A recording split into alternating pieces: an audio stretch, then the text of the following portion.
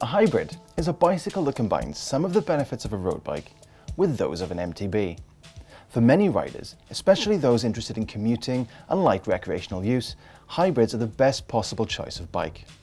The hybrid bike combines faster rolling slick or semi-slick tyres found on road bikes with the more comfortable geometry of a mountain bike.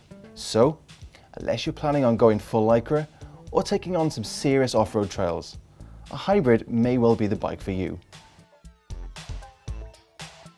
There's basically two types. A hybrid, which is effectively a road bike with flat handlebars, and a more off-road orientated version that's based on a mountain bike but will usually come with skinnier road-style wheels and semi-slick tyres. A road frame-based hybrid is going to suit riders that will ride solely on the road or relatively smooth cycle paths. Most of these will be almost identical to the sporty road model in a bike manufacturer's range, just fitted with flat handlebars. However, if you're looking for a bike that will also take you on gravel roads and has a bit more front-end forgiveness, a mountain bike style hybrid would be better suited. You'll often find wider tyres and a front suspension fork, which add to the comfort factor. But you'll pay for that with a slightly slower rolling speed.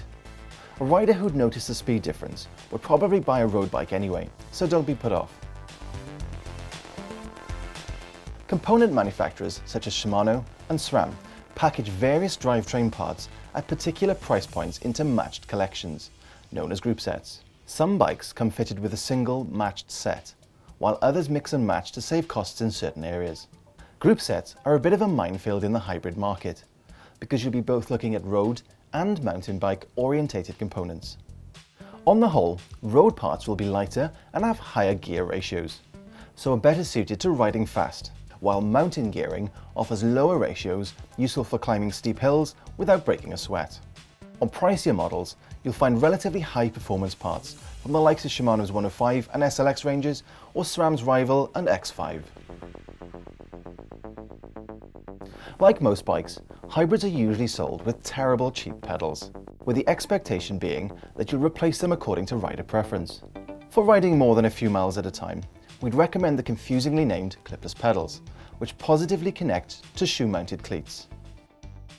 For commuters, we'd usually suggest Shimano's mountain bike-orientated SBD system, as the cleat sits within the tread of the shoe, allowing for easier walking than with dedicated road cleats.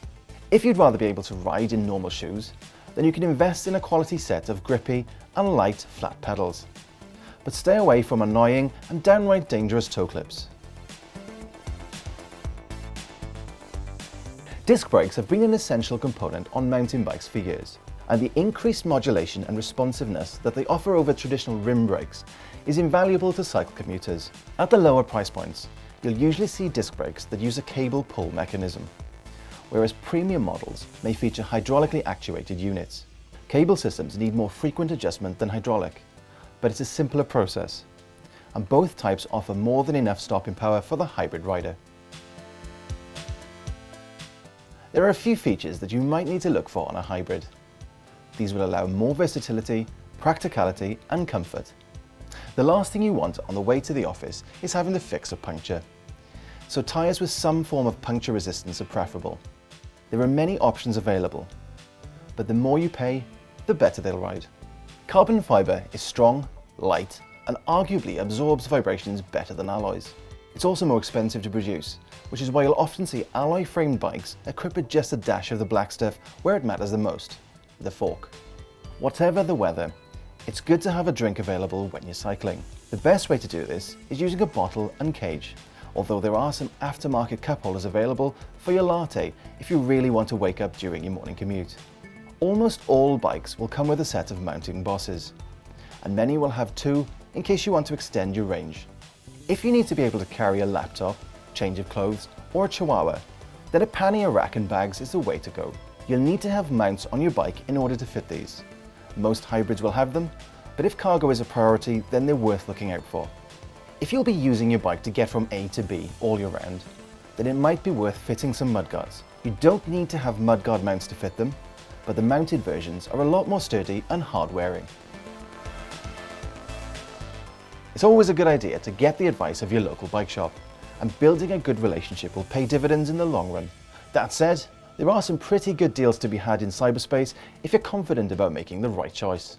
If you're ordering online, be sure to check that the shop dispatches bikes pre-built. Otherwise, you're going to have to find a local bike shop that'll assemble it for you. And it's fair to say, many of them aren't huge fans of their online rivals or their customers. If you're in the UK, then you may want to look into the Cycle to Work scheme, which is available through most retailers and can save you up to 40% of the cost of your bike and accessories. Sizing is vital when you buy any bike, and hybrids are no exception. Getting the right size will ensure you are comfortable and won't rock up to the office with a bad back every day. The best way to get the size right is to actually go and sit on the bike you are looking at buying, and take the expert advice the shop staff give you. Sizing between, and sometimes within, bike brands can be inconsistent, so don't assume that you'll want a medium of one bike just because you're a medium of another. If you're buying online, make sure you study the size guides and your tape measuring skills are up to scratch. After buying the right size bike, you may also want to fine-tune the saddle and handlebar position to suit your physiology, especially if you're commuting every day or riding long distances. Many bricks and mortar shops will offer the service for free when you buy your bike from them. Finally, remember that as with any other bike, you should buy the hybrid that feels right for you, but only after you've done plenty of window shopping first.